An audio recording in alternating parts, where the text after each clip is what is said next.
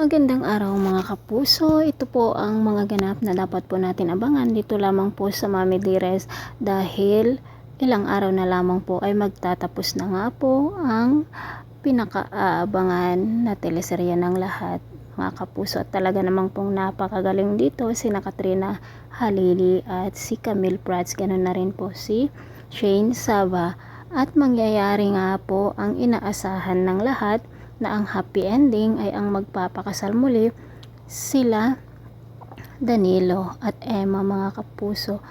Ngunit bago mangyari iyon ay mayroon pang mangyaring talaga namang pong katakot-takot dahil nga po talagang hindi mawawala ang napakasamang nitong si Olive at mukhang maisasakripisyo si Shane Saba. Sana naman po ay hindi mga kapuso. Ngunit sa pagkakataong ito ay makakaligtas na nga po si Ligaya dahil na rin sa tulong ng kanyang asawa noon.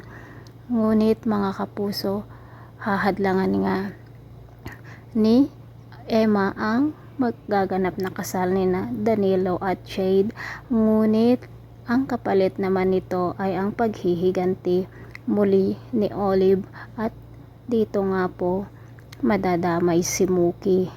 Magkasabot na nga rin po sina Olive at Logan mga kapuso, at dalawa nga sila na gagawa ng paraan para sa ganun ay tuluyang mawasak ang pamilya ni Emma at Danilo.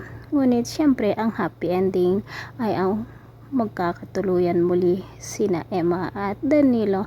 Abangan po natin ang kapanapanabik na ganap dito lamang po sa Mami Dearest. Thanks for watching. Bye bye.